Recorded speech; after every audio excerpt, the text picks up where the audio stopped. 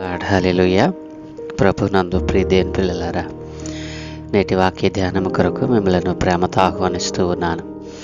నేటి వాక్య ధ్యానముగా 34వ దావీదు కీర్తన 4వ వచనం నుండి 6వ వచనం వరకు దేవుని వాక్యాన్ని చదువుకుని ధ్యానం చేసుకుందాం.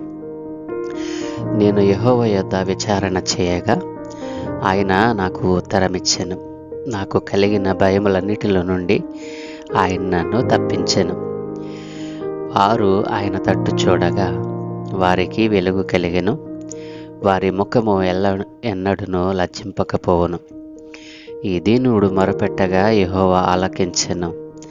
అతని శ్రమలన్నిటిలో నుండి అతన్ని రక్షించెను. ఆమేన్. ప్రభువునందు ప్రియదేని పిల్లలారా, చదువుకునబడిన లేఖనం నిమిత్తమే ప్రార్థన చేద్దాం. సకల ఆశీర్వాదములకు కారణభూతుడైన తండ్రి, మా మంచి దేవా, మీ ఘనమైన ఉన్నతమైన నామానికి స్తోత్రాలు నాయనా. ఏ మంచి లేని మా జీవితంలో మరొక నూతన ఉదయాన్ని అనుగ్రహించారు దేవా. ఈ ఉదయ కాలమున మేము చదువుకున్న ఈ లేఖన భాగాన్ని మా కొరకు దీవించండి. ఘనత, మహిమ, ప్రభావాలు మీరు మాత్రమే పొందుకోమని యేసయ్య నామమున అడుగుచున్నాము తండ్రి. ఆమేన్. ప్రభునందు ప్రియదేని పిల్లారా, 34వ దావీదు కీర్తన సందర్భమును మనము నిన్నటి దినాన ధ్యానం చేశాం. భయంకరమైన కష్టాలు మరి సంభవించినప్పుడు ఫిలిష్తీ రాజు అయినటువంటి ఆకీషు దగ్గర దావీదు చేసిన పిచ్చి చేష్టలు, మరి తన స్థితిని మార్చుకుని ప్రవర్తించిన తీరు, మరి భయం గొలిపేటువంటి పరిస్థితులు సంభవించినప్పుడు దావీదు భక్తుడు దేవునిని మరి ప్రార్థన చేశాడు. అదోలాము గుహలో ఉండి దేవునికి చేసిన ప్రార్థన సంకీర్తన ఈ 34వ కీర్తన. ఈ దినాన మనం చదువుకున్నటువంటి లేఖన భాగంలో చూస్తే, నేను యెహోవా యొద్ద విచారణ చేయగా ఆయన నాకు ఉత్తరమిచ్చెను. నాకు కలిగిన భయములన్నిటిలో నుండి ఆయన నన్ను తప్పించెను. సాధారణంగా నిన్నటి దినాన మనం చూస్తే, ఆకీషు రాజు దగ్గరికి వెళ్ళినప్పుడు మరి తన ప్రజలు దావీదుని గురించి మాట్లాడుకున్నప్పుడు దావీదు తన చర్యను మార్చుకున్నాడు. మరి దేవుని యందు వినయము, విధేయత కలిగినటువంటి వ్యక్తి, యథార్థత కలిగినటువంటి వ్యక్తి తన స్థితిని మార్చుకుంటాడు పరిస్థితులను బట్టి. దేవుడు తనకు మరి తోడుగా ఉన్నప్పుడు, దేవుడే తనను నడిపిస్తూ ఉన్నప్పుడు, దేవుని అభిషేకము తనపై ఉన్నప్పుడు ఏ వ్యక్తి కూడా కదల్చబడడు. చిన్న సమస్య వచ్చిందని, మరి ఆపద సంభవించిందని దానికే గాబిరా పడిపోయి దేవునిని దూరం చేసుకోడు. ఇక్కడ దావీదు కూడా మనకు అలాగనే కనపడతా ఉన్నాడు. ఆయన అంటున్నాడు కదా, నాకు కలిగిన భయములన్నిటిలో నుండి ఆయన నన్ను తప్పించాడు. ఎందుకు తప్పించగలిగాడు? దేవుని మీదే ఆధారపడ్డాడు కాబట్టి. దేవుని పిల్లలారా, మరి ఆయన ఏ పని చేసినా ఆయన అంటున్నాడు కదా, నేను యెహోవా యొద్దనే విచారణ చేస్తాను. నేను ఎప్పుడైతే ఆయన దగ్గర విచారణ చేస్తానో ఆయన నాకు ఉత్తరమిస్తాడు. ఎందుకంటే ఆయన సర్వాధికారి అయిన దేవుడు అని నమ్మినటువంటి వ్యక్తి భక్తుడైన దావీదు. కాబట్టి నాకు నిన్నటి వరకు సంభవించినటువంటి భయములన్నిటిలో నుండి ఆయన నన్ను తప్పించేశాడు. దావీదు స్తుతించడంలో గల కారణం ఏంటి? 6వ వచనం చూస్తే ఆయన అంటాడు కదా, దేవునికి ప్రార్థన చేస్తూ ఉన్నాడు. ఈ దీనుడు మొరపెట్టగా యెహోవా ఆలకించెను. అతని శ్రమలన్నిటిలో నుండి అతను రక్షించెను. దేని పిల్లల 6వ వచనంలో మరి ఆయన చెప్తా ఉన్నాడు కదా, దావీదు దేవునిని స్తుతించడానికి గల కారణాలు మనం చూసినట్లయితే, తనను తాను తగ్గించుకుని దీనుడుగా మరి ఆయన కనపడుతూ ఉన్నాడు. శ్రమలో దేవునికి ప్రార్థించేటువంటి లక్షణాన్ని కలిగి ఉన్నటువంటి వ్యక్తిగా కనపడుతున్నాడు. అందుకనే దావీదు ప్రతి విషయంలో కూడా దేవుణ్ణి స్తుతించటం నేర్చుకున్నాడు. దేవుడు ప్రార్థనలు వింటాడని, తన ప్రజల ఆక్రందలను విని తనకిష్టమైన సమయంలో ఇష్టమైన రీతిలో వారిని విడిపిస్తాడు అని నమ్మినటువంటి వ్యక్తి దావీదు. మరి ఈ రోజున మనం చూస్తే మరి మన సమస్యల నుండి, మన ఆక్రందనల నుండి, మరి క్లిష్టమైన కష్టమైన పరిస్థితుల నుండి మనల్ని విడిపించేవాడు మరి సర్వాధికారి అయిన దేవుడు అని నమ్మకపోవడమే ఇది.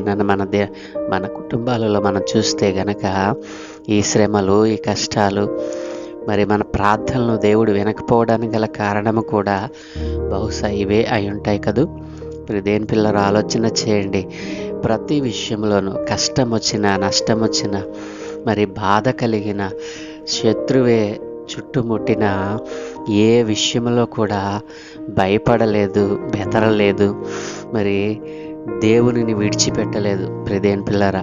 అందుకనే దావీదు ప్రతి సమయంలో కూడా, ప్రతి విషయంలో కూడా దేవునిని స్తుతించటానికి, దేవుని ఘనపరచటానికి, ఆ దేవుని నామాన్ని మరి మహిమపరచటానికే ఇష్టపడ్డాడు. అందుకనే ఆయన అంటున్నాడు కదా, ఈ దీనుడు మొరపెట్టగా తన్ను తాను తగ్గించుకుని దేవునికి ప్రార్థన చేసేటువంటి మనస్సు కలిగి ఉన్నటువంటి వ్యక్తి దావీదు గారు.